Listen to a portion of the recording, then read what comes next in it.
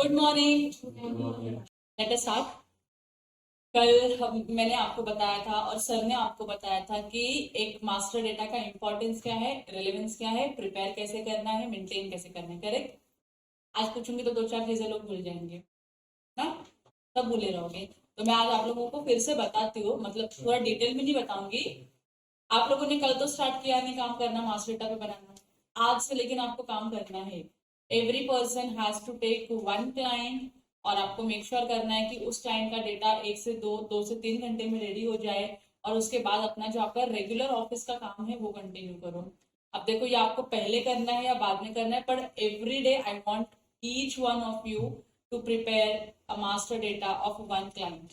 ठीक है, कर लोगे इतना? हाँ बोलो, हाँ। हाँ, गुड। अब देखो, अब आप लोगों को शुरुआत कैसे करनी है मैं एक डेमो करके दिखाती हूँ, ताकि आप लोगों के लिए इजी हो जाए। बाद में ये मत सोचो कि अरे मिल तो गया है क्लाइंट का नाम, करना कैसे है ये आपको क्वेश्चन नहीं आए, इसके लिए मैं बताती हूँ। तो आप लोगों को अपने अपने नोट्स लेके बैठने हैं। आप लोगों को अपने अपने नोट्स लेके बैठने हैं। जो जो स्टेप्स मैं फॉलो करूंगी या बताऊंगी, आपको वही स्टेप्स लिखना है और फॉलो करना है जब आप मार्क्स पेपर प्रिपेयर करोगे। ठीक है, प्लीज आपके नोटबुक में आज की डेट डालो, ऊपर हेडिंग दो master data of sole proprietorship. चलो, एवरीवन इज रेडी? रेडी सेडी गो। चलो, तो आप लोगों को जो भी काम करना है, you people are suppose to work on your system. Server पे कोई काम नहीं करेगा डायरेक्टली। आप लोगों को आपके डेस्कटॉप पे आपके नाम का एक फोल्डर क्रिएटेड होगा, जो पहले से काम कर रहे हैं। जिनका नहीं होगा, अपने अपने इंडिविजुअल नाम का एक फोल्डर क्रिएट करोगे, और उस फोल्डर के अंदर आप एक मास्टर डेटा का फोल्डर बनाओगे। ठीक है, और फिर यहाँ पे जैसे मैं आपको बताती हूँ, न्यू मैंने सिलेक्ट किया और न्यू फोल्डर लिखा, तो आपके नाम के फोल्डर के अंदर आपको क्या बनाना है?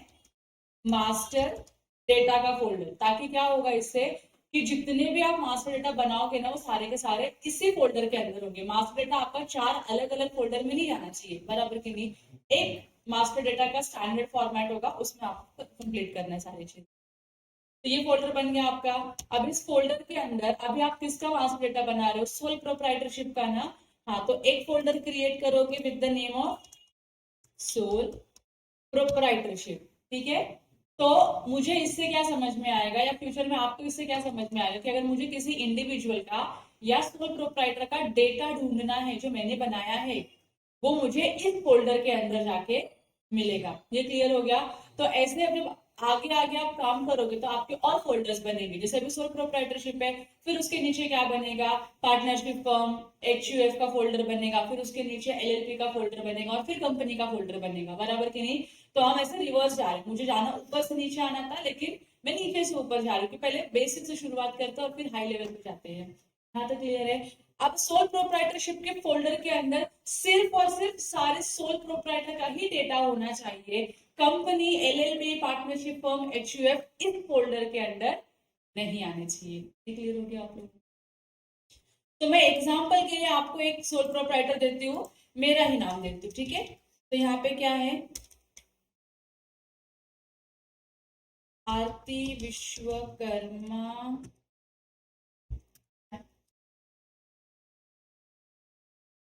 एसोसिएट। तो ये क्या हो गया? आपके सोल प्रोप्राइटर के बिजनेस का नाम हो गया। ठीक है, तो मेरे बिजनेस का नाम क्या है? आरती विश्वकर्मा एंड एसोसिएट्स। वैसे राम सर के बिजनेस का नाम क्या है? Ram Patil and associates. और फिर जैसे हमारे क्लाइंट के बिजनेसेस के नाम है, वो आपको क्या करने हैं यहाँ पे स्पेसिफाई करने हैं। ये क्लियर हो गया?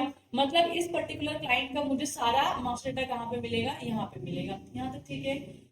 फिर अब इसके अंदर में आपको सारा डेटा बनाना है। अब इसके अंदर फोल्डर फोल्डर बनाना बहुत ज्यादा इंपॉर्टेंट है। तो आपको आना है आपके एक्सेल शीट के ऊपर। अब काम कैसे करोगे यहाँ पे? तो आपके यहाँ पे क्या लिखा है? सबसे पहले देखो, सबसे पहले शीट कौन सी है हमारी? KYC की शीट है। तो पहले आपको शीट अपडेट करनी है। यहाँ पे मुझे बताओ नाम क्या है सोल प्रोप्राइटरशिप का? ठीक है, यहाँ पे ये नाम लिख दोगे। जब आप एक जगह पे नाम लिखोगे ना, तो आगे ना हमने ये लगाया, फॉर्मूलाज लगा के रखा होगा। तो देखो हर जगह पे ना ये ऑटोमेटिकली कैप्चर करेगा। आपको कुछ फॉर्मूलाज में खेलना नहीं है, आपको सिर्फ जितना काम का है उतना ही रेलेवेंट इंफॉर्मेशन डालना है। तो अब यहाँ पे नेम ऑफ द बिजनेस क्या है, तो डिटेल्स में क्या लिखोगे, नेम ऑफ द बिजनेस में क्या आएगा, आरती विश्वकर्मा एंड एसोसिएट्स, बराबर की नहीं, बिजनेस का नाम आ गया। अभी यहाँ पे ये स्टेटस में आपको कुछ लिखने की जरूरत नहीं, क्योंकि स्टेटस क्यों है, हमारे डॉक्यूमेंट्स के लिए है, तो यहाँ पे तो कोई आपके पास डॉक्यूमेंट्स नहीं है। ओनर का नाम क्या है बताओ आप मुझको। हाँ, तो ये आरती विश्वकर्मा, ओनर का नाम लिख दिया। अब मेरा क्या है, पैन। अब मुझको मेरा पैन का नंबर याद तो नहीं है, PULPB ऐसा कुछ तो XYZ नंबर है, ठीक है। तो ये मेरा पैन नंबर आ गया। और यहाँ पे स्टेटस में क्या लिखूंगी, अगर आपके पास पैन की कॉपी है तो यहाँ पे आपको अवेलेबल लिखना है, तो ये क्या लिखोगे आप, अवेलेबल, ठीक है आप लोगों को। अच्छा, जब आप लिखोगे ना, जो डेटा आपका अवेलेबल है, आपके पास है फोल्डर में, तो इसको आपको ना ब्लैक कलर में रखना है। जो डेटा मंगाना है क्लाइंट से, उसको आपको क्या करना है, रेड में। जैसे मेरा आधार कार्ड का कुछ तो नंबर है, मेरे आधार का कुछ तो 1234890 नंबर है, यहाँ पे है ये क्या, नॉट अवेलेबल। तो मुझे ये हाईलाइट होना चाहिए कि इस पर्टिकुलर पर्सन का ये डेटा मेरे पास नहीं है, तो मैं इसको क्या कर लूंगी, ये वाले रेड कलर में हाईलाइट कर दूंगी। समझ में आ गया आप लोगों को। मैंने यहाँ पे एक डेटा अपडेट किया। अब मुझे क्या करना है, ये देखो मेरा कौन सा फोल्डर है, ये KYC का फोल्डर है। तो मैं यहाँ पे क्या करूंगी, मेरे सोल प्रोप्राइटरशिप के अंडर में एक नया फोल्डर बनाऊंगी, जिसका नाम क्या होगा, नंबरिंग वगैरह मत देना आप लोग ये फोल्डर्स को नंबर्स मत देना, क्योंकि हम बिना नंबर के जा रहे हैं। तो यहाँ पे KYC लिख दोगे। अब KYC को आप एंटर करोगे, अब डायरेक्टली मेरा आधार कार्ड और पैन कार्ड ऐसे रखोगे इधर, नहीं, तो क्या करना पड़ेगा आपको, फिर फोल्डर बनाना है। फोल्डर का नाम क्या होगा, प्रोप्राइटरशिप रजिस्ट्रेशन डॉक्यूमेंट, ठीक है। अब ये नाम में आप लोग मिस्टेक ना करो, स्पेलिंग्स में मिस्टेक ना करो, इसके लिए क्या करने का, चुपचाप से, हाँ, ये कंट्रोल C इधर करो, यहाँ पे एक नया फोल्डर बनाओ, और यहाँ पे उस फोल्डर का नाम भी वही दो, ठीक है। अब इस फोल्डर के अंदर क्या आएगा, मेरा आधार कार्ड का कॉपी आएगा, पैन कार्ड का कॉपी आएगा, बराबर की नहीं। और सर ने कैसे बताया, सिर्फ आधार कार्ड पैन कार्ड लिखना नहीं है आपको, PDF जो रहेगा आपके, उसका नाम क्या रहेगा, आरती आधार कार्ड, आरती पैन कार्ड। समझ में आ रहा है आप लोगों को। और ये PDF है, तो आपको अलग से स्पेसिफाई करने की जरूरत नहीं है PDF, तो उसको उतना आप ज्यादा डिटेल में मतलब उतना लेके मत जाओ। और फिर अभी आपके पास PDF आ गया, तो आपके पास इमेज फॉर्मेट भी होना चाहिए, उसी को आप क्या करो, इमेज में कन्वर्ट करो। इमेज में कन्वर्ट करने आएगा, पास है क्या मेरा आधार कार्ड,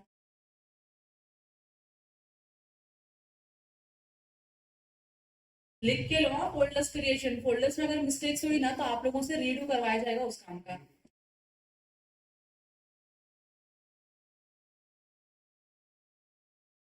जैसे देखो आपके पास ये पैन आ गया किसी पर्सन का,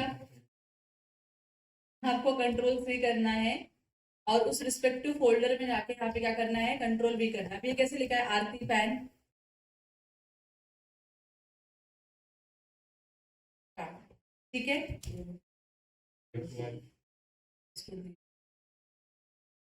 सॉरी,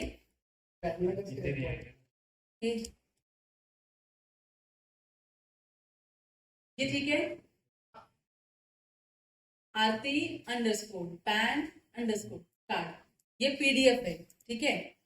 लिखना है बोलो मुझको, तो फिर मैं वैसे बताऊंगी, फिर वही सबको करना पड़ेगा कि आगे PDF लिखना है।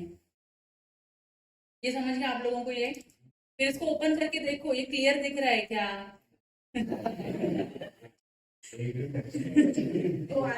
मतलब आरती का ही है ना पैन कार्ड, किसी और का पैन कार्ड तो नहीं डाल दिया ना हम लोगों ने, तो आपको ये नंबर कॉपी पेस्ट होता है। तो जैसे मैंने नंबर लिया, मैंने यहाँ पे एक्सेल में क्या किया, इसको मैंने कुछ तो गलता ही सही नंबर डाला था, क्योंकि मुझको याद नहीं था, तो मैंने सही कर दिया, ठीक है।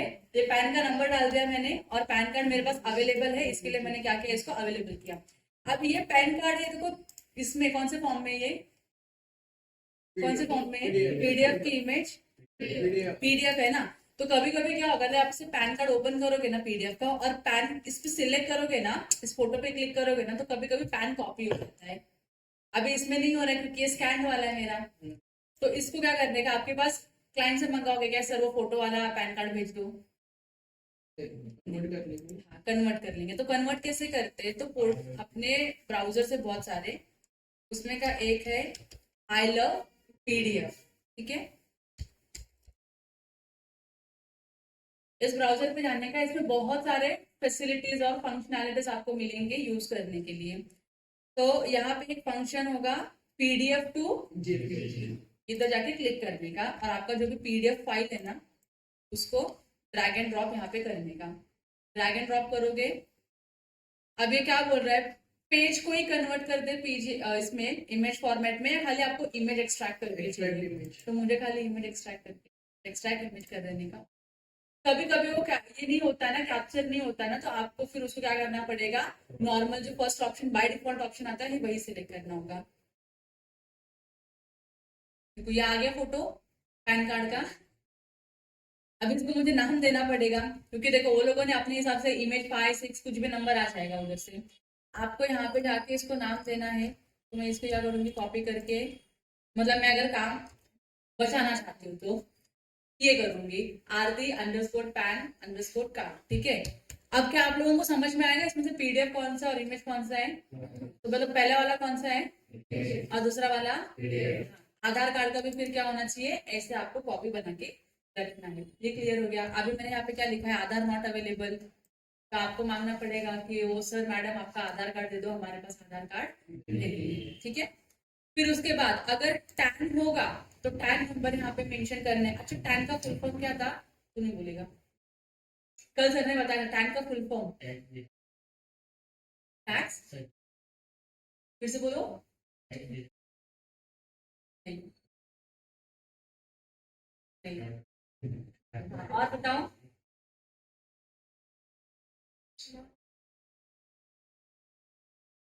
हाँ ये लगा था। हाँ और बताओ, वेरी गुड, टीडी कैन बोलते हैं इसको, प्यार से इसको क्या बोलते हैं, टैन बोलते हैं। टीडी कैन है, इसका फुल फॉर्म लिख के ले लो किधर, tan, tax deduction and collection count number. फिर यहाँ पे जीएसटी, मेरा जीएसटी नंबर नहीं है तो मैं यहाँ पे क्या लिख दूंगी, एनए लिख दूंगी। मेरा टैन नहीं है, मैं यहाँ पे लिख दूंगी एनए, नॉट एप्लीकेबल, अभी नहीं है ना, तो यहाँ पे भी क्या होगा, नॉट अवेलेबल और नॉट एप्लीकेबल, क्योंकि है ही नहीं तो कहाँ से लाएंगे ना कॉपी। मोबाइल नंबर है क्या मेरा, हाँ है, मोबाइल नंबर है,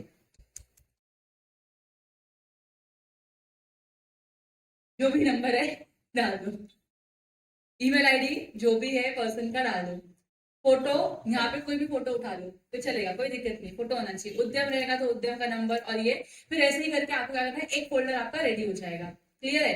फिर सेकेंड फोल्डर क्या है, रजिस्ट्रेशन पेरोल का, तो यहाँ पे अब ये कंप्लीट होने के बाद सेकेंड फोल्डर बनाओगे आप इसी के अंडर में, क्योंकि आप केवाईसी के अंडर में ही है बराबर। अब मैंने बोला आपको स्पेलिंग मिस्टेक से बचना है तो आपको क्या करना पड़ेगा,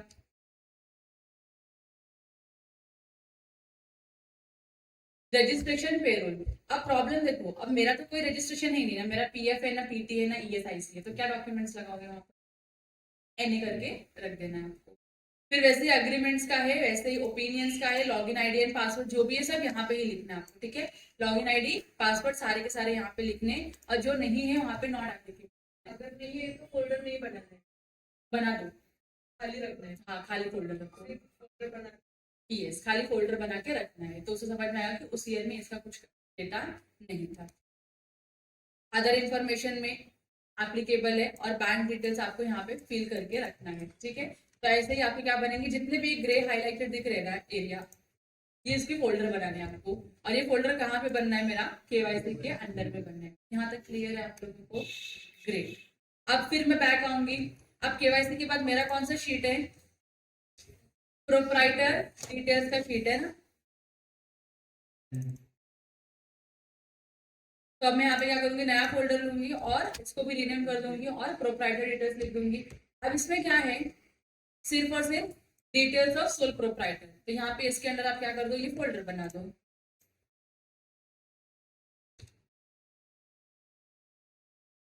ठीक है। डिटेल्स ऑफ सोल प्रोप्राइटर का फोल्डर बनाने के बाद अब इसमें बर्थ सर्टिफिकेट है यहाँ पे अवेलेबल, और यहाँ पे बर्थ सर्टिफिकेट दिखना चाहिए। अब मेरा बर्थ सर्टिफिकेट नहीं है, यहाँ पे क्या लिखोगे, नॉट अवेलेबल, ठीक है। फिर वोटर आईडी है मेरा, तो यहाँ पे वोटर आईडी अवेलेबल लिखना है और आपकी फोल्डर में होना चाहिए। फिर उसके बाद मेरा ड्राइविंग लाइसेंस नहीं है, मेरा राशन कार्ड पे नाम है, वो तुमको मैं ला के दे दूंगी। मेरे नाम का कोई इलेक्ट्रिसिटी बिल नहीं है, तो यहाँ पे नॉट एप्लीकेबल लिख देना। डोमिसाइल सर्टिफिकेट नहीं है मेरे पास। आधार मेरा लिंक है, तो आपको चेक करके स्टेटस यहाँ पे अपडेट करना है। आधार और पैन अगर आप जाके स्टेटस चेक करने के लिए इनकम टैक्स पोर्टल पे तो चेक कर सकते हो।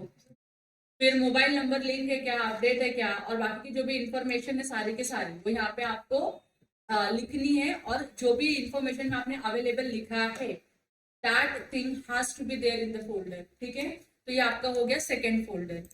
फिर उसके बाद क्या बनेगा हमारा थर्ड फोल्डर, किसके नाम पे है, अकाउंटिंग डॉक्यूमेंट्स चेकलिस्ट का नाम है, ठीक है। तो मैंने बाहर आके थर्ड फोल्डर बना दिया, अकाउंटिंग डॉक्स चेकलिस्ट। अभी इसमें मेरे पास कोई डॉक्यूमेंट्स अवेलेबल नहीं है, तो मैं यहाँ पे क्या करूंगी, अगर आपके पास अवेलेबल है तो यहाँ पे स्टेटस में यस कर अवेलेबल करना है, और वो रिस्पेक्टिव डॉक्यूमेंट आपके रिस्पेक्टिव फोल्डर में जाएगा। नहीं है तो नॉट अवेलेबल।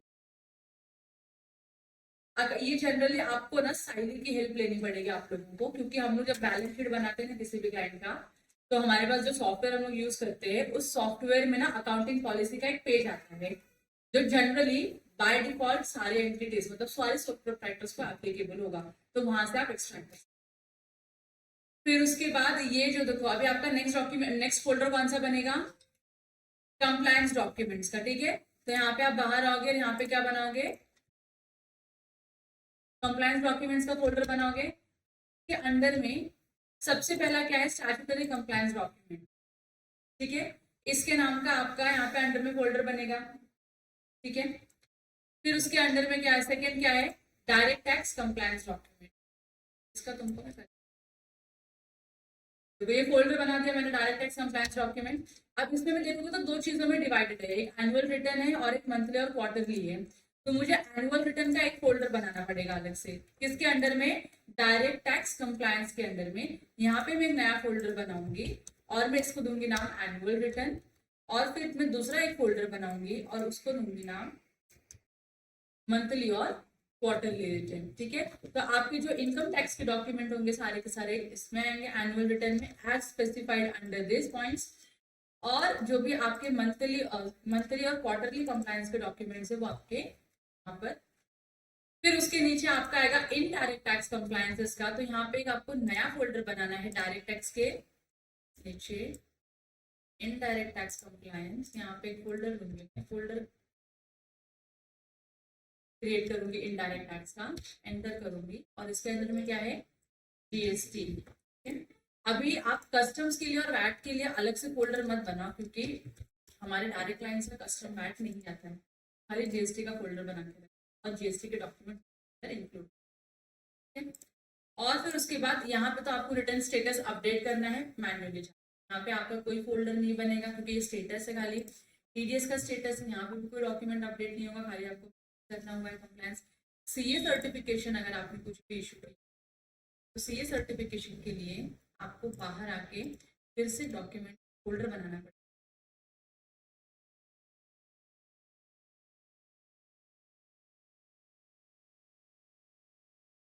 नाम वो सीए सर्टिफिकेशन। अब यहाँ पे आपने किस क्लाइंट को सर्टिफिकेट इशू किया है, मतलब जनरली इसको ही किया रहेगा, तो क्या सर्टिफिकेट इशू किया, टर्नओवर सर्टिफिकेट है, नेटवर्क सर्टिफिकेट है, या अदर सर्टिफिकेट जो भी है, जो भी यहाँ पे आपका टाइप ऑफ सर्टिफिकेट लिखा रहेगा ना, तो यहाँ पे आपको उस नाम का एक फोल्डर बना दो। तो जैसे मैंने बोला यहाँ पे टर्नओवर सर्टिफिकेट दे दोगे किसी क्लाइंट को, टर्न गया,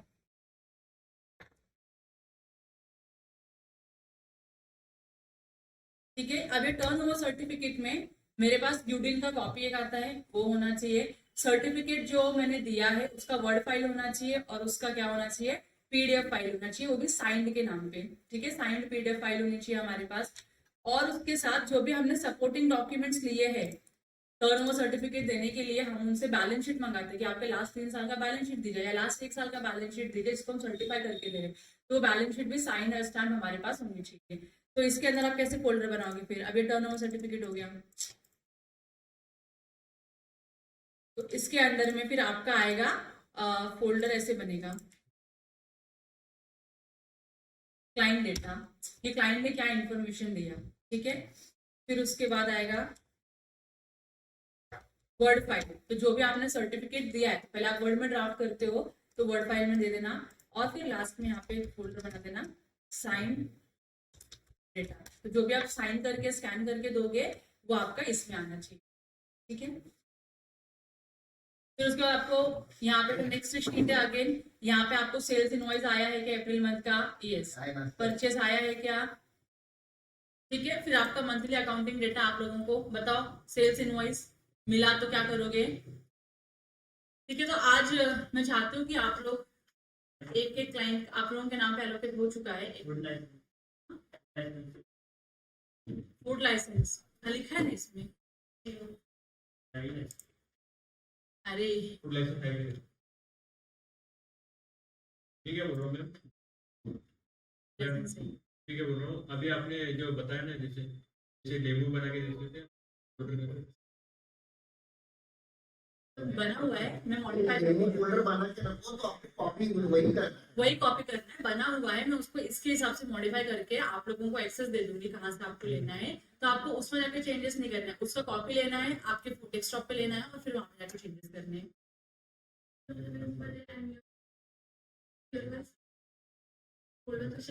नहीं नहीं, ये जो आपका फोल्डर बन रहा है ना, ये फाइनेंशियल ईयर वाइज बन रहा है। तो ये आरती विश्वकर्मा का ये फाइनेंशियल ईयर FY 2022-23 का फोल्डर है, इसके अंडर में ये सारी चीजें जानी है। तो ये देखो, ये तुम्हारे 22-23 का, ये FY 22-23 के अंदर ये सारे फोल्डर्स बना बना के आपको डेटा रखना है, ठीक है। अभी के लिए आगे और कुछ हमको अच्छा मतलब सूझा ना ऐसे के एक परमानेंट ऑडिट फाइल इसमें ऐड करना है जो बार बार चेंज नहीं होती, जैसे AOA, MOA, इनकॉर्पोरेशन डॉक्यूमेंट, तो वो हर साल चेंज करने की कोई जरूरत नहीं ना। There is a permanent audit file and there is a current audit file. Current audit file we have to prepare every year, permanent audit file we have to create only once. KYC नहीं सबके लिए है ना, इनका आधार pan है तो आधार pan जो भी डॉक्यूमेंट चेंज होने वाली है ही नहीं, उसका ऑफिस का निकलना है। बहुत सारे डॉक्यूमेंट होते हैं चेंज नहीं होते। हमारा auditor appointment letter we don't do every year, एक बार कर लिया तो उधर ही रहे।